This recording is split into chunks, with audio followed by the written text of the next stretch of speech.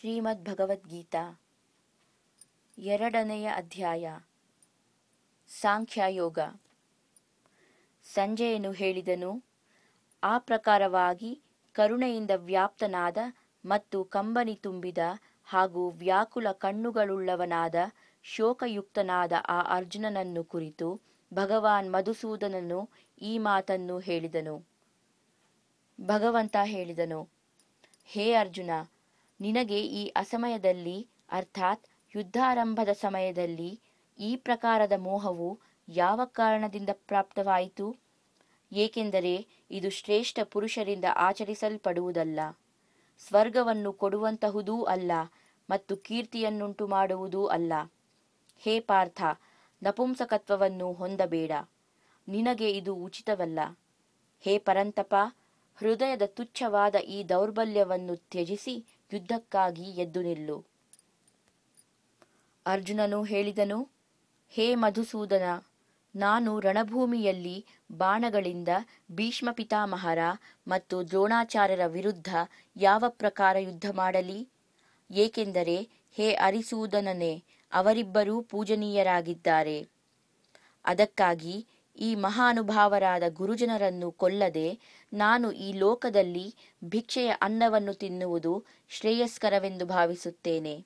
ಏಕೆಂದರೆ ಗುರುಜನರನ್ನು ಕೊಲ್ಲುವುದರಿಂದಲಾದರೋ ಈ ಲೋಕದಲ್ಲಿ ರಕ್ತದಿಂದ ತೊಯ್ದಿರುವ ಅರ್ಥ ಮತ್ತು ಕಾಮರೂಪಿ ಭೋಗಗಳನ್ನೇ ಭೋಗಿಸುವೆನು.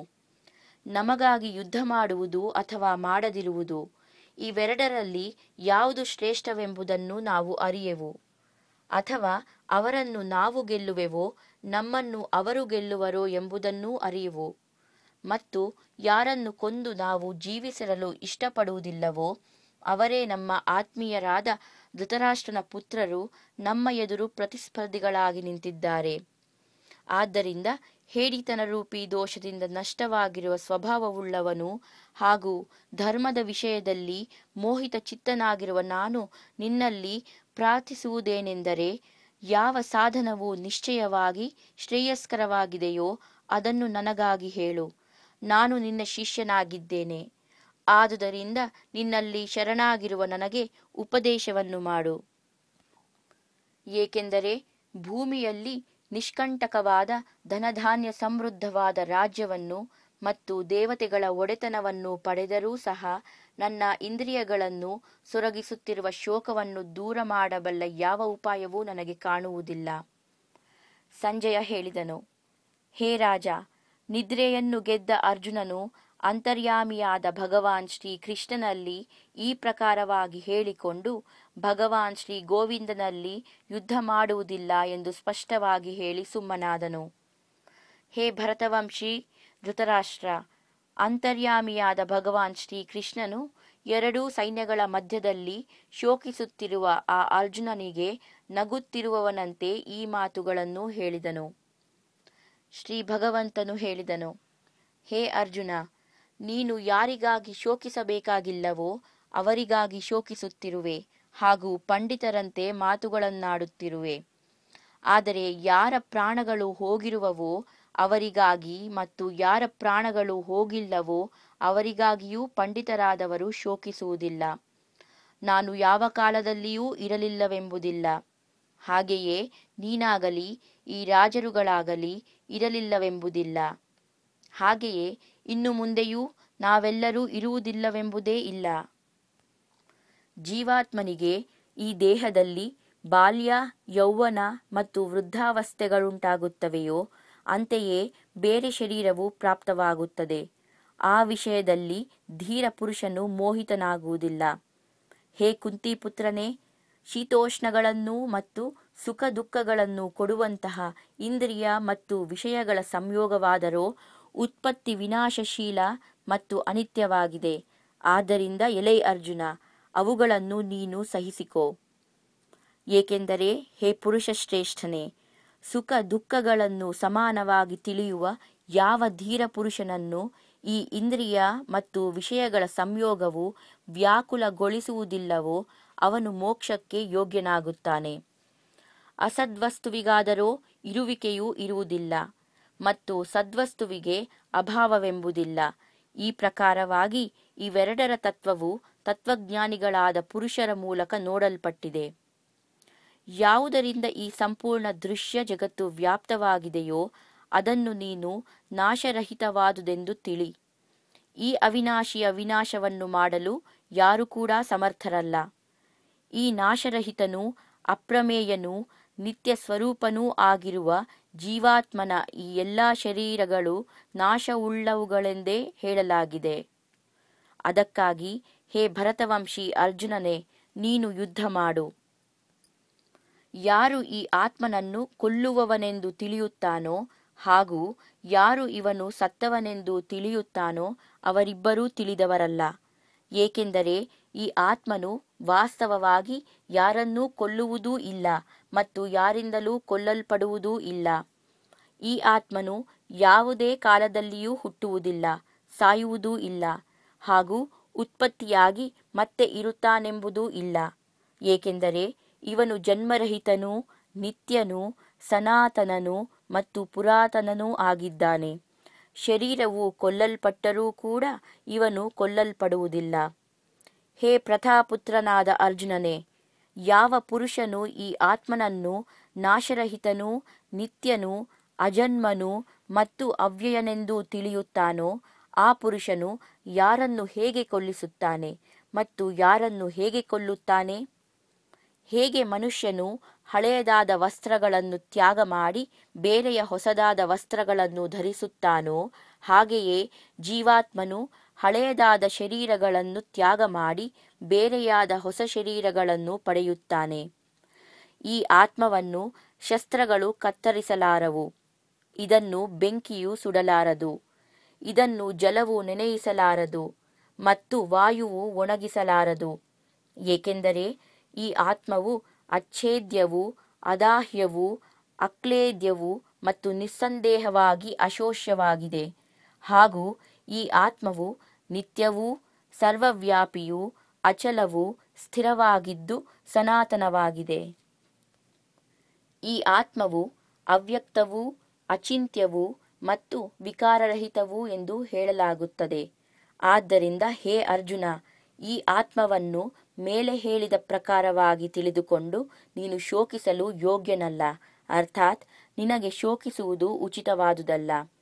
ಆದರೂ ಒಂದು ವೇಳೆ ನೀನು ಈ ಆತ್ಮವನ್ನು ಸದಾ ಹುಟ್ಟುವವನು ಹಾಗೂ ಸದಾ ಸಾಯುವವನು ಎಂದು ತಿಳಿದಿದ್ದರೂ ಕೂಡ ಹೇ ಮಹಾಬಾಹುವೆ, ನೀನು ಈ ಪ್ರಕಾರವಾಗಿ ಶೋಕಿಸುವುದಕ್ಕೆ ಯೋಗ್ಯನಲ್ಲ. ಏಕೆಂದರೆ ಈ ಅಭಿಪ್ರಾಯಕ್ಕನುಸಾರವಾಗಿ ಹುಟ್ಟಿದವನ ಮರಣವು ನಿಶ್ಚಿತವಾಗಿದೆ ಮತ್ತು ಸತ್ತವನ ಹುಟ್ಟು ನಿಶ್ಚಿತವಾಗಿದೆ. ಆದ್ದರಿಂದಲೂ ಕೂಡ ಈ ಪರಿಹಾರೋಪಾಯವಿಲ್ಲದ ವಿಷಯದಲ್ಲಿ ನೀನು ಶೋಕ ಪಡಲು ಯೋಗ್ಯನಲ್ಲ. ಹೇ ಅರ್ಜುನನೇ, ಸಂಪೂರ್ಣ ಪ್ರಾಣಿಗಳು ಹುಟ್ಟುವ ಮೊದಲು ಅಪ್ರಕಟವಾಗಿದ್ದವು ಮತ್ತು ಸತ್ತ ನಂತರವೂ ಅಪ್ರಕಟವಾಗುತ್ತವೆ. ಕೇವಲ ಮಧ್ಯದಲ್ಲಿ ಮಾತ್ರ ಪ್ರಕಟವಾಗಿವೆ. ಮತ್ತೆ ಇಂತಹ ಸ್ಥಿತಿಯಲ್ಲಿ ಏಕೆ ಶೋಕಿಸಬೇಕು? ಯಾರೋ ಒಬ್ಬ ಮಹಾಪುರುಷನು ಈ ಆತ್ಮವನ್ನು ಆಶ್ಚರ್ಯದಂತೆ ನೋಡುತ್ತಾನೆ ಮತ್ತು ಹಾಗೆಯೇ ಬೇರೆ ಯಾರೋ ಮಹಾಪುರುಷನೇ ಇದರ ತತ್ವವನ್ನು ಆಶ್ಚರ್ಯದಂತೆ ವರ್ಣಿಸುತ್ತಾನೆ. ಬೇರೆ ಯಾರೋ ಅಧಿಕಾರಿ ಪುರುಷನು ಇದನ್ನು ಆಶ್ಚರ್ಯದಂತೆ ಕೇಳುತ್ತಾನೆ ಮತ್ತು ಕೆಲವರಾದರೋ ಕೇಳಿಯೂ ಕೂಡ ಇದನ್ನು ಅರಿಯಲಾರರು. ಹೇ ಅರ್ಜುನನೇ, ಈ ಆತ್ಮವು ಎಲ್ಲ ಶರೀರಗಳಲ್ಲಿ ಸದಾ ಅವಧ್ಯವಾಗಿದೆ. ಈ ಕಾರಣದಿಂದಾಗಿ ಸಂಪೂರ್ಣ ಪ್ರಾಣಿಗಳಿಗಾಗಿ ನೀನು ಶೋಕಿಸುವುದು ಸರಿಯಲ್ಲ. ಹಾಗೆಯೇ ಸ್ವಧರ್ಮವನ್ನು ನೋಡಿದರೂ ನೀನು ಭಯಪಡಲು ಯೋಗ್ಯನಲ್ಲ. ಅಂದರೆ ನೀನು ಭಯಪಡಬಾರದು. ಏಕೆಂದರೆ ಕ್ಷತ್ರಿಯನಾದವನಿಗೆ ಧರ್ಮಯುಕ್ತವಾದ ಯುದ್ಧದಿಂದ ಮಿಗಿಲಾದ ಶ್ರೇಯಸ್ಕರವಾದ ಕರ್ತವ್ಯವು ಬೇರೆ ಯಾವುದೂ ಇಲ್ಲ. ಹೇ ಪಾರ್ಥನೆ, ತನ್ನಿಂದ ತಾನೇ ಪ್ರಾಪ್ತವಾದ ಮತ್ತು ತೆರೆದಿರುವ ಸ್ವರ್ಗದ ದ್ವಾರದಂತಿರುವ ಈ ಪ್ರಕಾರದ ಯುದ್ಧವನ್ನು ಭಾಗ್ಯಶಾಲಿಯಾದ ಕ್ಷತ್ರಿಯರೇ ಪಡೆಯುತ್ತಾರೆ. ಏಕೆಂದರೆ ಒಂದು ವೇಳೆ ನೀನು ಈ ಧರ್ಮಯುಕ್ತವಾದ ಯುದ್ಧವನ್ನು ಮಾಡದಿದ್ದರೆ ಸ್ವಧರ್ಮವನ್ನು ಮತ್ತು ಕೀರ್ತಿಯನ್ನು ಕಳೆದುಕೊಂಡು ಪಾಪವನ್ನು ಪಡೆಯುವೆ. ಹಾಗೂ ಬಹುಕಾಲದವರೆಗೆ ಇರುವ ನಿನ್ನ ಅಪಕೀರ್ತಿಯನ್ನು ಎಲ್ಲ ಜನರು ಕೂಡ ಆಡಿಕೊಳ್ಳುವರು ಮತ್ತು ಮರ್ಯಾದಸ್ಥನಿಗೆ ಈ ಅಪಕೀರ್ತಿಯು ಮರಣಕ್ಕಿಂತಲೂ ಹೆಚ್ಚಿನದಾಗಿದೆ. ಮತ್ತು ಯಾರ ದೃಷ್ಟಿಯಲ್ಲಿ ನೀನು ಮೊದಲು ಬಹಳ ಸಮ್ಮಾನಿತನಾಗಿದ್ದೆಯೋ ಅವರು ನಿನ್ನನ್ನು ತುಚ್ಛವಾಗಿ ಕಾಣುವರು. ಅಷ್ಟೇ ಅಲ್ಲ, ಆ ಮಹಾರಥರು ನಿನ್ನನ್ನು ಭಯದ ಕಾರಣದಿಂದಾಗಿ ಯುದ್ಧದಿಂದ ಹಿಮ್ಮೆಟ್ಟಿದ್ದವನೆಂದು ತಿಳಿಯುವರು. ನಿನ್ನ ವೈರಿಗಳು ನಿನ್ನ ಸಾಮರ್ಥ್ಯವನ್ನು ನಿಂದಿಸುತ್ತಾ ನಿನ್ನ ಬಗ್ಗೆ ಹೇಳಬಾರದ ಮಾತುಗಳನ್ನು ಬಹಳವಾಗಿ ಹೇಳುವರು. ಅದಕ್ಕಿಂತ ಹೆಚ್ಚಿನದಾದ ದುಃಖವು ಮತ್ತೆ ಯಾವುದಿರಬಹುದು? ಒಂದೋ ನೀನು ಯುದ್ಧದಲ್ಲಿ ಕೊಲ್ಲಲ್ಪಟ್ಟು ಸ್ವರ್ಗವನ್ನು ಪಡೆಯುವೆ, ಅಥವಾ ಯುದ್ಧದಲ್ಲಿ ಗೆದ್ದು ಪೃಥ್ವಿಯ ರಾಜ್ಯವನ್ನು ಭೋಗಿಸುವೆ. ಈ ಕಾರಣದಿಂದ ಹೇ ಅರ್ಜುನನೇ, ನೀನು ಯುದ್ಧಕ್ಕಾಗಿ ನಿಶ್ಚಯ ಮಾಡಿ ಎದ್ದು ನಿಲ್ಲು. ಜಯ ಪರಾಜಯ, ಲಾಭ ಹಾನಿ ಮತ್ತು ಸುಖ ದುಃಖಗಳನ್ನು ಸಮಾನವಾಗಿ ತಿಳಿದುಕೊಂಡು ಅನಂತರ ಯುದ್ಧಕ್ಕೆ ಸಿದ್ಧನಾಗು. ಈ ಪ್ರಕಾರ ಯುದ್ಧ ಮಾಡುವುದರಿಂದ ನೀನು ಪಾಪವನ್ನು ಹೊಂದುವುದಿಲ್ಲ. ಹೇ ಪಾರ್ಥನೆ, ಈ ಬುದ್ಧಿಯು ನಿನಗೆ ಜ್ಞಾನಯೋಗದ ವಿಷಯದಲ್ಲಿ ಹೇಳಲ್ಪಟ್ಟಿತು, ಮತ್ತು ಈಗ ನೀನು ಅದನ್ನು ಕರ್ಮಯೋಗದ ವಿಷಯದಲ್ಲಿ ಕೇಳು. ಇಂತಹ ಸಮಬುದ್ಧಿಯಿಂದ ಯುಕ್ತನಾಗಿ ನೀನು ಕರ್ಮಗಳ ಬಂಧನವನ್ನು ಸಂಪೂರ್ಣವಾಗಿ ಕಳೆದುಕೊಳ್ಳುವೆ, ಅಂದರೆ ಕರ್ಮ ಬಂಧನದಿಂದ ಬಿಡುಗಡೆ ಹೊಂದುವೆ. ಈ ಕರ್ಮಯೋಗದಲ್ಲಿ ಉಪಕ್ರಮ ಅರ್ಥಾತ್ ಬೀಜದ ನಾಶವಾಗುವುದಿಲ್ಲ, ಮತ್ತು ಇದರಲ್ಲಿ ವಿರುದ್ಧವಾದ ಫಲರೂಪಿ ದೋಷವೂ ಕೂಡ ಇಲ್ಲ. ಅಲ್ಲದೆ ಈ ಕರ್ಮಯೋಗ ರೂಪಿ ಧರ್ಮದ ಸ್ವಲ್ಪವಾದ ಸಾಧನವೂ ಕೂಡ ಜನ್ಮ ಮೃತ್ಯುರೂಪವಾದ ಮಹಾನ್ ಭಯದಿಂದ ರಕ್ಷಿಸುತ್ತದೆ. ಹೇ ಅರ್ಜುನನೇ, ಈ ಕರ್ಮಯೋಗದಲ್ಲಿ ನಿಶ್ಚಯಾತ್ಮಕವಾದ ಬುದ್ಧಿಯು ಒಂದೇ ಇರುತ್ತದೆ. ಆದರೆ ಅಸ್ಥಿರವಾದ ವಿಚಾರವುಳ್ಳ ವಿವೇಕಹೀನ ಸಕಾಮರಾದ ಮನುಷ್ಯರ ಬುದ್ಧಿಗಳು ನಿಶ್ಚಯವಾಗಿಯೂ ಬಹುಭೇದವುಳ್ಳವುಗಳಾಗಿ ಅನಂತವಾಗಿರುತ್ತವೆ.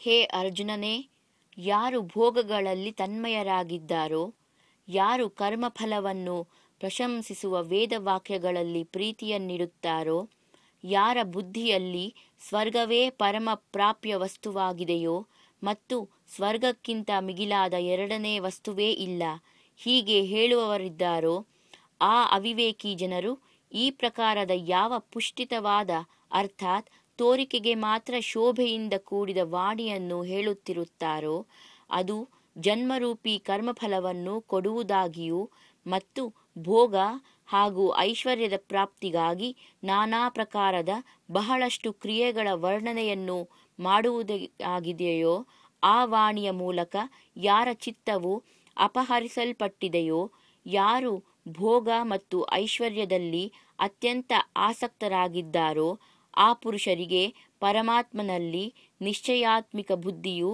ಇರುವುದಿಲ್ಲ. ಹೇ ಅರ್ಜುನನೇ, ವೇದಗಳು ಮೇಲೆ ಹೇಳಿದ ಪ್ರಕಾರ ಮೂರೂ ಗುಣಗಳ ಕಾರ್ಯರೂಪವಾದ ಸಮಸ್ತ ಭೋಗಗಳನ್ನು ಮತ್ತು ಅವುಗಳ ಸಾಧನೆಗಳನ್ನು ಪ್ರತಿಪಾದಿಸುತ್ತವೆ. ಆದ್ದರಿಂದ ನೀನು ಆ ಭೋಗಗಳು ಮತ್ತು ಅವುಗಳ ಸಾಧನೆಗಳಲ್ಲಿ ಆಸಕ್ತಿಹೀನನಾಗಿ ಹರ್ಷ ಶೋಕಾದಿ ದ್ವಂದ್ವಗಳಿಂದ ರಹಿತನಾಗಿ ನಿತ್ಯವಸ್ತುವಾದ ಪರಮಾತ್ಮನಲ್ಲಿ ಸ್ಥಿತನಾಗಿ ಯೋಗಕ್ಷೇಮವನ್ನು ಬಯಸದವನು ಮತ್ತು ಸ್ವಾಧೀನ ಅಂತಃಕರಣವುಳ್ಳವನೂ ಆಗು.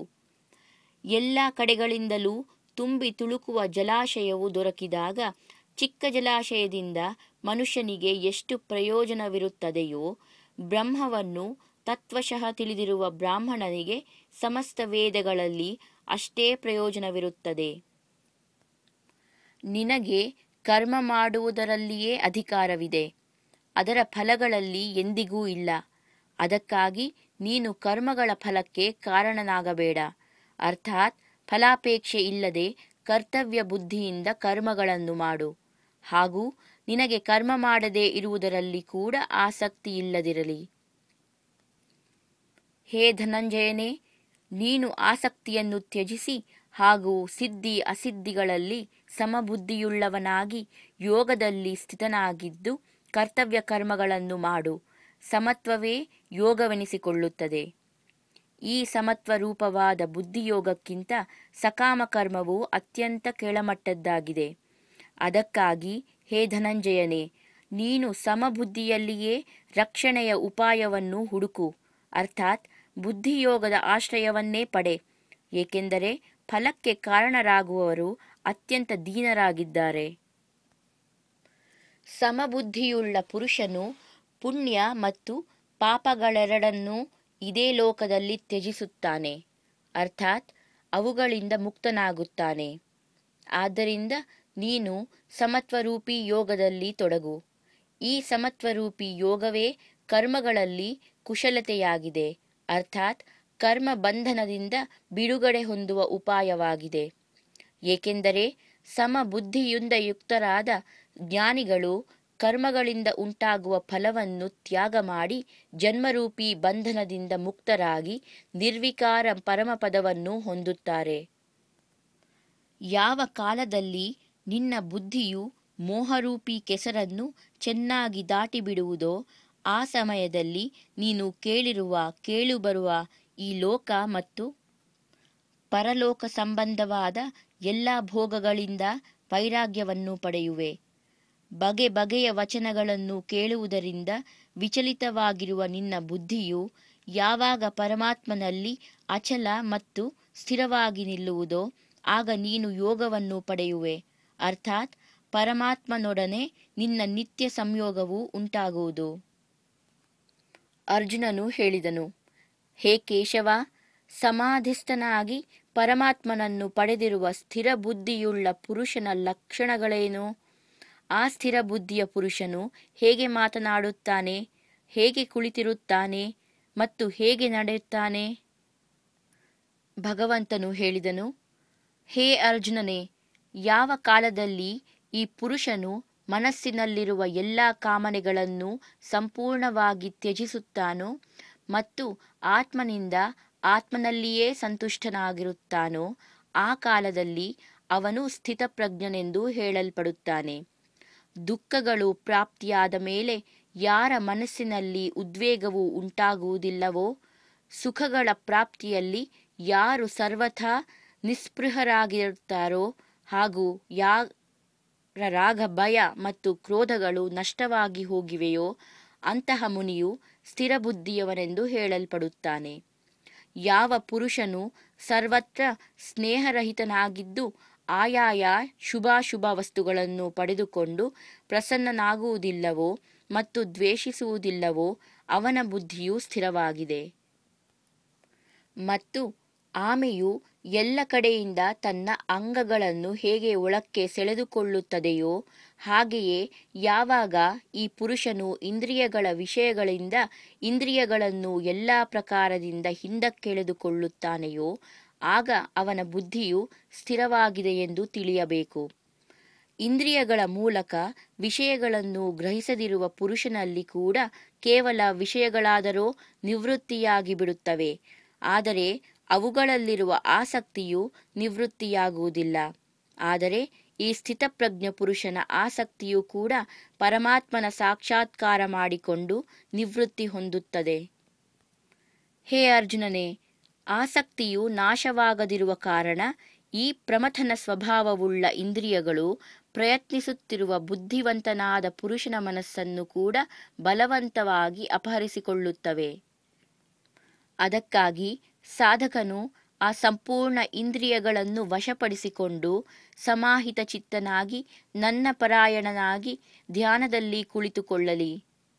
ಏಕೆಂದರೆ ಯಾವ ಪುರುಷನ ಇಂದ್ರಿಯಗಳು ವಶದಲ್ಲಿ ಇರುತ್ತವೆಯೋ ಅವನ ಬುದ್ಧಿಯು ಸ್ಥಿರವಾಗಿರುತ್ತದೆ. ವಿಷಯಗಳನ್ನು ಚಿಂತಿಸುವ ಪುರುಷನಿಗೆ ಆ ವಿಷಯಗಳಲ್ಲಿ ಆಸಕ್ತಿಯುಂಟಾಗುತ್ತದೆ. ಆಸಕ್ತಿಯಿಂದಾಗಿ ಆ ವಿಷಯಗಳ ಕಾಮನೆ ಉಂಟಾಗುತ್ತದೆ ಮತ್ತು ಕಾಮನೆಯಲ್ಲಿ ವಿಘ್ನ ಉಂಟಾಗುವುದರಿಂದ ಕ್ರೋಧವು ಉತ್ಪನ್ನವಾಗುತ್ತದೆ. ಕ್ರೋಧದಿಂದ ಅತ್ಯಂತ ಮೂಢಭಾವವು ಉಂಟಾಗುತ್ತದೆ. ಮೂಢಭಾವದಿಂದ ಸ್ಮೃತಿಯಲ್ಲಿ ಭ್ರಮೆಯುಂಟಾಗುತ್ತದೆ. ಸ್ಮೃತಿಯಲ್ಲಿ ಭ್ರಮೆಯುಂಟಾಗುವುದರಿಂದ ಬುದ್ಧಿ ಅರ್ಥಾತ್ ಜ್ಞಾನಶಕ್ತಿಯು ನಾಶವಾಗಿ ಹೋಗುತ್ತದೆ ಮತ್ತು ಬುದ್ಧಿ ನಾಶವಾಗುವುದರಿಂದ ಈ ಪುರುಷನು ತನ್ನ ಸ್ಥಿತಿಯಿಂದ ಜಾರಿ ಬೀಳುತ್ತಾನೆ. ಆದರೆ ಅಂತಃಕರಣವನ್ನು ತನ್ನ ಅಧೀನವಾಗಿ ಮಾಡಿಕೊಂಡಿರುವ ಸಾಧಕನು ತನ್ನ ವಶದಲ್ಲಿ ಮಾಡಿಕೊಂಡಿರುವ ರಾಗದ್ವೇಷರಹಿತವಾದ ಇಂದ್ರಿಯಗಳ ಮೂಲಕ ವಿಷಯಗಳಲ್ಲಿ ವಿಚರಿಸುತ್ತಾ ಅಂತಃಕರಣದ ಪ್ರಸನ್ನತೆಯನ್ನು ಪಡೆಯುತ್ತಾನೆ. ಅಂತಃಕರಣದಲ್ಲಿ ಆಧ್ಯಾತ್ಮಿಕ ಪ್ರಸನ್ನತೆ ಉಂಟಾದ ಮೇಲೆ ಇವನ ಸಂಪೂರ್ಣ ದುಃಖಗಳ ಅಭಾವವು ಉಂಟಾಗುತ್ತದೆ ಮತ್ತು ಆ ಪ್ರಸನ್ನ ಚಿತ್ತನಾದ ಕರ್ಮಯೋಗಿಯ ಬುದ್ಧಿಯು ಶೀಘ್ರವೇ ಎಲ್ಲ ಕಡೆಯಿಂದ ಹಿಮ್ಮೆಟ್ಟಿ ಓರ್ವ ಪರಮಾತ್ಮನಲ್ಲಿಯೇ ಚೆನ್ನಾಗಿ ಸ್ಥಿರವಾಗುತ್ತದೆ. ಮನಸ್ಸು ಮತ್ತು ಇಂದ್ರಿಯಗಳನ್ನು ಗೆಲ್ಲದಿರುವ ಪುರುಷನಲ್ಲಿ ನಿಶ್ಚಯಾತ್ಮಿಕ ಬುದ್ಧಿಯೂ ಇರುವುದಿಲ್ಲ ಮತ್ತು ಆ ಅಯುಕ್ತ ಮನುಷ್ಯನ ಅಂತಃಕರಣದಲ್ಲಿ ಭಾವನೆಯೂ ಇರುವುದಿಲ್ಲ. ಹಾಗೆಯೇ ಭಾವನಾಹೀನನಾದ ಮನುಷ್ಯನಿಗೆ ಶಾಂತಿಯೂ ಸಿಗುವುದಿಲ್ಲ ಮತ್ತು ಶಾಂತಿರಹಿತನಾದ ಮನುಷ್ಯನಿಗೆ ಸುಖವು ಹೇಗೆ ಸಿಗಬಲ್ಲದು? ಏಕೆಂದರೆ ಹೇಗೆ ನೀರಿನಲ್ಲಿ ಚಲಿಸುವ ನಾವೆಯನ್ನು ವಾಯುವು ಅಪಹರಿಸುತ್ತದೋ ಹಾಗೆಯೇ ವಿಷಯಗಳಲ್ಲಿ ಚರಿಸುತ್ತಿರುವ ಇಂದ್ರಿಯಗಳಲ್ಲಿ ಮನಸ್ಸು ಯಾವ ಇಂದ್ರಿಯದ ಜೊತೆಯಲ್ಲಿ ಇರುತ್ತದೆಯೋ ಆ ಒಂದೇ ಇಂದ್ರಿಯವು ಈ ಅಯುಕ್ತ ಪುರುಷನ ಬುದ್ಧಿಯನ್ನು ಅಪಹರಿಸುತ್ತದೆ. ಅದಕ್ಕಾಗಿ ಹೇ ಮಹಾಬಾಹುವೆ, ಯಾವ ಪುರುಷನ ಇಂದ್ರಿಯಗಳು ಇಂದ್ರಿಯಗಳ ವಿಷಯಗಳಿಂದ ಎಲ್ಲ ಪ್ರಕಾರವಾಗಿ ನಿಗ್ರಹಿಸಲ್ಪಟ್ಟಿವೆಯೋ ಅವನ ಬುದ್ಧಿಯು ಸ್ಥಿರವಾಗಿದೆ. ಸಂಪೂರ್ಣ ಪ್ರಾಣಿಗಳಿಗಾಗಿ ಯಾವುದು ರಾತ್ರಿಗೆ ಸಮಾನವಾಗಿದೆಯೋ ಆ ನಿತ್ಯ ಜ್ಞಾನ ಸ್ವರೂಪವಾದ ಪರಮಾನಂದದ ಪ್ರಾಪ್ತಿಯಲ್ಲಿ ಸ್ಥಿತಪ್ರಜ್ಞನಾದ ಯೋಗಿಯು ಎಚ್ಚರಿರುತ್ತಾನೆ ಮತ್ತು ಯಾವ ನಾಶವಾಗುವ ಸಾಂಸಾರಿಕ ಸುಖದ ಪ್ರಾಪ್ತಿಯಲ್ಲಿ ಎಲ್ಲ ಪ್ರಾಣಿಗಳು ಎಚ್ಚರವಾಗಿರುತ್ತವೆಯೋ ಪರಮಾತ್ಮ ತತ್ವವನ್ನು ಅರಿತಿರುವ ಮುನಿಗೆ ಅದು ರಾತ್ರಿಗೆ ಸಮಾನವಾಗಿದೆ. ಯಾವ ರೀತಿಯಲ್ಲಿ ನಾನಾ ನದಿಗಳ ಜಲವು ಯಾವಾಗ ಎಲ್ಲ ಕಡೆಯಿಂದ ಪರಿಪೂರ್ಣವಾದ ಅಚಲ ಪ್ರತಿಷ್ಠೆಯುಳ್ಳ ಸಮುದ್ರದಲ್ಲಿ ಅದನ್ನು ವಿಚಲಿತವಾಗಿಸದೆಯೇ ಸೇರಿ ಹೋಗುತ್ತವೆಯೋ ಹಾಗೆಯೇ ಎಲ್ಲ ಭೋಗಗಳು ಸ್ಥಿತಪ್ರಜ್ಞ ಪುರುಷನಲ್ಲಿ ಯಾವ ಪ್ರಕಾರವಾದ ವಿಕಾರವನ್ನೂ ಉಂಟುಮಾಡದೆಯೇ ಸೇರಿ ಹೋಗುತ್ತವೆ. ಆ ಪುರುಷನು ಪರಮ ಶಾಂತಿಯನ್ನು ಪಡೆಯುತ್ತಾನೆ, ಭೋಗಗಳನ್ನು ಬಯಸುವವನು ಪಡೆಯುವುದಿಲ್ಲ. ಯಾವ ಪುರುಷನು ಸಂಪೂರ್ಣವಾಗಿ ಎಲ್ಲ ಕಾಮನೆಗಳನ್ನು ತ್ಯಜಿಸಿ ಮಮತಾರಹಿತನೂ ಅಹಂಕಾರರಹಿತನೂ ಸ್ಪೃಹಾರಹಿತನೂ ಆಗಿ ವಿಚಾರಿಸುತ್ತಾನೋ ಅವನೇ ಶಾಂತಿಯನ್ನು ಪಡೆದಿದ್ದಾನೆ. ಹೇ ಅರ್ಜುನನೇ, ಇದು ಬ್ರಹ್ಮವನ್ನು ಪಡೆದುಕೊಂಡ ಪುರುಷನ ಸ್ಥಿತಿಯಾಗಿದೆ.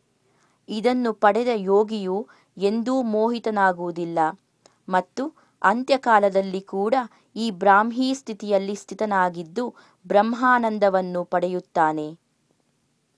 ಓಂ ತತ್ಸದಿತಿ ಶ್ರೀಮದ್ಭಗವದ್ಗೀತಾಸೂಪನಿಷತ್ಸು ಬ್ರಹ್ಮವಿದ್ಯಾಯಾಂ ಯೋಗಶಾಸ್ತ್ರೇ ಶ್ರೀಕೃಷ್ಣಾರ್ಜುನ ಸಂವಾದೆ ಸಾಂಖ್ಯಯೋಗೋ ನಾಮ ದ್ವಿತೀಯೋಧ್ಯಾಯಃ.